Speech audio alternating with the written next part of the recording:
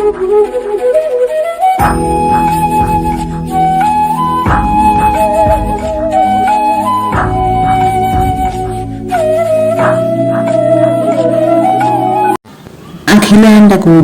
ബ്രഹ്മാണ്ടനാഥനായ ശ്രീ ഗുരുവായൂരപ്പന്റെ ഭക്തജന വാത്സല്യത്തിന്റെ കഥകൾ എത്ര കേട്ടാലും മതിയാവില്ല.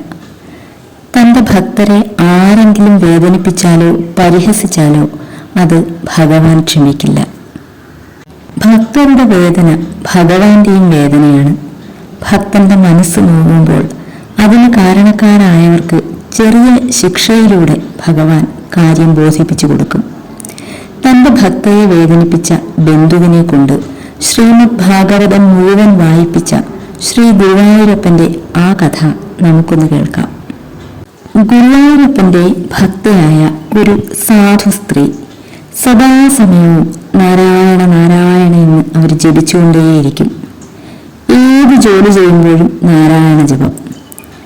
വെള്ള മുഹൂർത്തത്തിൽ ഉണർന്ന് കുളിച്ച് ശുദ്ധിയായി ഉമ്മറത്ത് വിളക്ക് തെളിച്ച് അവര് എല്ലാ ദിവസവും നാരായണ നാമം ജപിക്കും, ഹരേ രാമ മന്ത്രം ജപിക്കും.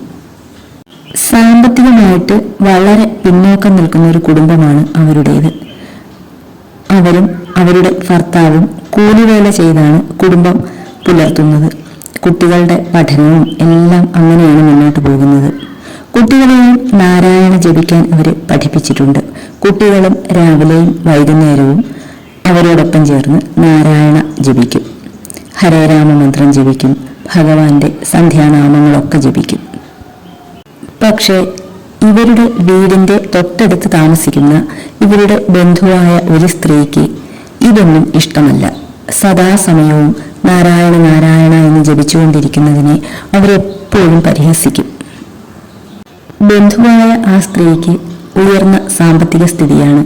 അവർക്ക് ഒന്നിനും ഒരു ബുദ്ധിമുട്ടുമില്ല. ആവശ്യത്തിലധികം പണമുണ്ട്. അതുകൊണ്ട് തന്നെ സാമ്പത്തികം കുറഞ്ഞ ഇവരോട് അവർക്ക് എപ്പോഴും ഒരു പുച്ഛവും പരിഹാസവുമൊക്കെയാണ്. എപ്പോഴും എല്ലാ കാര്യത്തിനും ഇവരെ കളിയാക്കും. ഏതു നേരവും നാരായണനെ വിളിച്ചിട്ടും നാരായണൻ നിന്നെ പണക്കാരിയാക്കുന്നില്ലല്ലോ എന്നൊക്കെ പറഞ്ഞ് കളിയാക്കും. രാവിലെ ഉണർന്ന് ഉമ്മറത്തിരുന്ന് നാരായണ ജപിക്കുന്നതിനാൽ അവർക്ക് അടുത്ത വീട്ടിൽ നന്നായി ഉറങ്ങാൻ സാധിക്കുന്നില്ല എന്നൊക്കെ പറഞ്ഞ് എപ്പോഴും വഴക്കിന് വരും.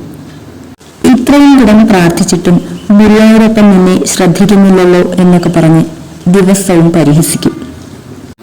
അങ്ങനെയിരിക്കെ അവരുടെ വീടിനടുത്തുള്ള ക്ഷേത്രത്തിൽ ഭാഗവത സപ്താഹം നടക്കുകയാണ്. ഈ സാധു സ്ത്രീ എല്ലാ ദിവസവും സപ്താഹം കേൾക്കാനായി പോകും. അവർക്ക് അത് ഒരുപാട് ഇഷ്ടമാണ്. അങ്ങനെ സപ്താഹത്തിന് പോയിട്ട് വന്നപ്പോൾ വരുന്ന വഴിയിൽ വെച്ച് ബന്ധുവായ സ്ത്രീ അവരെ പരിഹസിച്ചു. അവർക്ക് സമ്പത്തില്ലാത്തതിലും നല്ല വസ്ത്രങ്ങളും ആഭരണങ്ങളും ഇല്ലാത്തതിലുമെല്ലാം കളിയാക്കി. നാട്ടുകാരുടെ എല്ലാം മുന്നിൽ വെച്ച് പരിഹസിച്ചു. സദാസമയവും നാരായണ നാരായണ എന്ന് ജപിച്ചു നടന്നിട്ടും നാരായണൻ ഒന്നും കൊടുത്തില്ല എന്നൊക്കെ പറഞ്ഞ് പരിഹസിച്ചു. സാധുവായ ആ സ്ത്രീ അന്ന് വീട്ടിലെത്തി ഒരുപാട് വിഷമിച്ചു. അന്ന് സന്ധ്യയ്ക്ക് വിളക്ക് കൊളുത്തി പ്രാർത്ഥിക്കാൻ തുടങ്ങിയപ്പോൾ സങ്കടം കൊണ്ട് അവർക്ക് പ്രാർത്ഥിക്കാൻ സാധിച്ചില്ല. നാരായണ ജപിക്കാൻ സാധിച്ചില്ല. അവര് വിളക്കിന് മുന്നിലിരുന്ന് പൊട്ടിക്കരഞ്ഞു.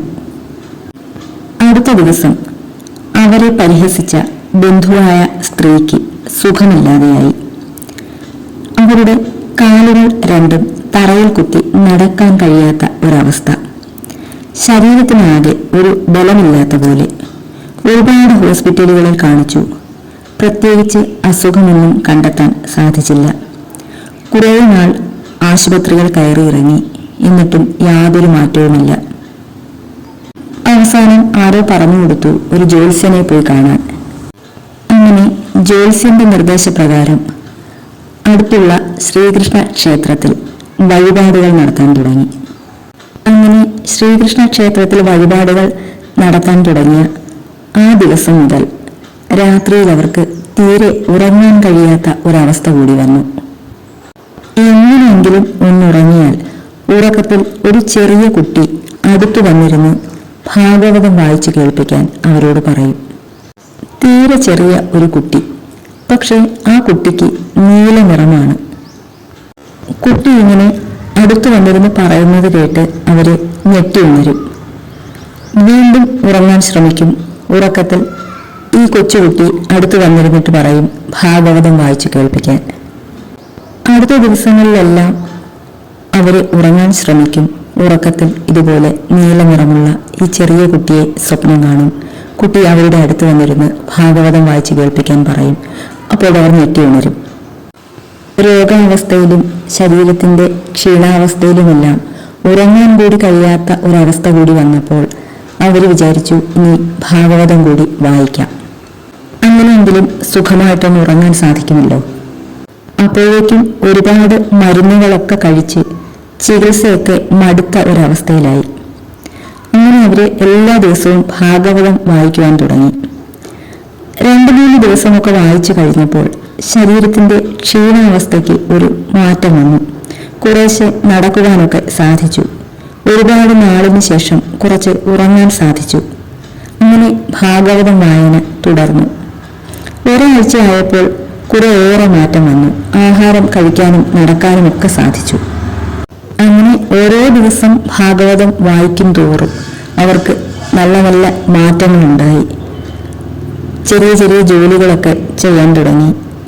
ശരീരത്തിന്റെ ആ ഒരു പഴയ ഉന്മേഷമൊക്കെ തിരിച്ചു വന്നു. പക്ഷെ ഭാഗവതം വായന മുടക്കിയില്ല. ഭാഗവതം വായന തുടർന്നുകൊണ്ടേയിരുന്നു. അപ്പോൾ ഒരു ദിവസം സ്വപ്നം കണ്ടു. വീണ്ടും ഈ ചെറിയ കുട്ടി, നീല നിറമുള്ള ആ കുട്ടി അടുത്തു വന്നിരുന്ന് പറയുകയാണ്, ഭാഗവതം ഇങ്ങനെ വായിച്ചാൽ പോരാ, ഉറക്കെ വായിക്കണം, എനിക്ക് കേൾക്കണം, നന്നായി ഉറക്കെ വായിക്കണം എന്ന് പറഞ്ഞു. അങ്ങനെ അവര് അടുത്ത ദിവസം മുതൽ ഭാഗവതം ഉറക്കെ വായിക്കുവാൻ തുടങ്ങി. എല്ലാ ദിവസവും സന്ധ്യയ്ക്ക് വിളക്ക് തെളിച്ച് ഭാഗവതം ഉറക്കെ ഉറക്കെ വായിക്കുവാൻ തുടങ്ങി. ഭാഗവതത്തിനോട് വല്ലാത്തൊരിഷ്ടമായി. ഒരു ദിവസം പോലും ഭാഗവതം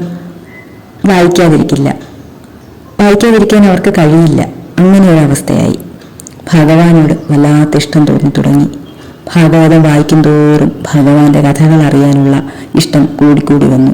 അവരുടെ രോഗാവസ്ഥ എല്ലാം മാറി. നല്ല ഉണർവും ഉന്മേഷവും എല്ലാം വന്നു. പഴയ അവസ്ഥയിലേക്ക് എത്തി. പക്ഷേ ഭഗവാനോട് അടങ്ങാത്തൊരിഷ്ടമായി. ഭാഗവത കഥകൾ കേട്ടാലും മതിവരാത്തൊരവസ്ഥയായി. അവര് ഭാഗവതം മുഴുവൻ വായിച്ചു തീർന്നു. അപ്പോഴേക്കും അവർക്ക് ബോധ്യമായി, താൻ സ്വപ്നത്തിൽ കണ്ട നീല നിറമുള്ള ആ ചെറിയ കുട്ടി സാക്ഷാൽ ഗുരുവായൂരപ്പൻ തന്നെയാണെന്ന്. സപ്താഹത്തിന് പോയി വന്ന ആ പാവം സ്ത്രീയെ പരിഹസിച്ചതുകൊണ്ടാണ് തനിക്കിങ്ങനെയൊക്കെ വന്നത് എന്നൊക്കെ അവർക്ക് ബോധ്യമായി. തന്റെ ഭക്തയെ പരിഹസിച്ച ആളിനെ കൊണ്ട് ഗുരുവായൂരപ്പൻ ഭാഗവതം മുഴുവൻ വായിപ്പിച്ചു. തന്റെ തെറ്റ് ബോധ്യം വന്നപ്പോൾ അവർ അടുത്ത വീട്ടിലെത്തി ആ സാധു സ്ത്രീയോട് തനിക്ക് സംഭവിച്ച കാര്യങ്ങളും തന്റെ സ്വപ്നത്തിന്റെ കാര്യങ്ങളും എല്ലാം പറഞ്ഞു. പിന്നീട് അവര് രണ്ടുപേരും കൂടി ചേർന്നാണ് ആ ഉമ്മറത്തിരുന്ന് നാരായണ നാരായണ എന്ന് ജപിച്ചത്. പിന്നീട് അടുത്തുള്ള ക്ഷേത്രങ്ങളിലൊക്കെ സപ്താഹത്തിന് പോകുന്നത് അവര് രണ്ടുപേരും കൂടി ഒരുമിച്ചായിരുന്നു. ഭഗവാനെ പരിഹസിക്കുന്നവരെല്ലാം ഒരിക്കൽ ഭഗവാന്റെ ഭക്തരായിത്തീരും. അത് സത്യമായിട്ടുള്ളൊരു കാര്യമാണ്. ഭഗവാന്റെ ഭക്തരാകണമെങ്കിൽ അതിനും ഭഗവാൻ നമ്മെ അനുഗ്രഹിക്കണം. നാരായണ നാരായണ എന്ന് ഒരു തവണയെങ്കിലും ഉരുവിടാൻ സാധിക്കണമെങ്കിൽ അതിനും ഗുരുവായൂരപ്പൻ അനുഗ്രഹിക്കണം. മനുഷ്യ മനസ്സിനെ ശുദ്ധീകരിക്കുവാൻ ശ്രീമദ് ഭാഗവത ശാസ്ത്രത്തേക്കാൾ മഹത്തരമായ മറ്റൊരു ഉപായവുമില്ല എന്ന് ഭാഗവതത്തിൽ തന്നെ പറയുന്നുണ്ട്. പൂർവജന്മത്തിൽ പുണ്യം സമ്പാദിച്ചവർക്ക് മാത്രമേ ഭാഗവത കീർത്തനം കേൾക്കാൻ പോലും സാധിക്കുകയുള്ളൂ. പരമാനന്ദരസം പ്രദാനം ചെയ്യുന്നതാണ് ഭാഗവത കഥാമൃതം. ഭാഗവതം വായിക്കുന്നവർക്ക്, പഠിക്കുന്നവർക്ക്, കേൾക്കുന്നവർക്ക് പുനർജന്മരഹിതമായ മോക്ഷമാണ് ഫലം. ഭൂമിയിൽ കാണുന്ന ഭഗവാന്റെ രൂപമാണ് ഭാഗവത ശാസ്ത്രം. അത് പഠിക്കുന്നവർക്കും ശ്രവിക്കുന്നവർക്കും ഈ ജന്മത്തിൽ തന്നെ വൈകുണ്ഠ പ്രാപ്തി ലഭിക്കും. ദിവസവും ഭാഗവതം വായിച്ചാൽ കോടി ജന്മങ്ങളിലുള്ള എല്ലാ പാപങ്ങളും നശിക്കും. ഭാഗവത സപ്താഹം കേൾക്കുന്നത് തന്നെ മഹാപുണ്യമാണ്. പുനർജന്മരഹിതമായ വിഷ്ണു സായുജ്യമാണ് ഭാഗവതം നമുക്ക് നൽകുന്നത്. എല്ലാവർക്കും ഭാഗവതം വായിക്കുവാനും കേൾക്കുവാനും എല്ലാം സാധിക്കട്ടെ. ഓരോ ദിവസവും ഭഗവാന്റെ കഥകൾ കൂടുതൽ കൂടുതൽ അറിയാൻ സാധിക്കട്ടെ. പരമകാരുണ്യവാനായ ശ്രീ ഗുരുവായൂരപ്പന്റെ അനുഗ്രഹം ഉണ്ടാകട്ടെ. ഒരുപാട് നല്ല നല്ല കൃഷ്ണാനുഭവങ്ങളും ഉണ്ടാകട്ടെ.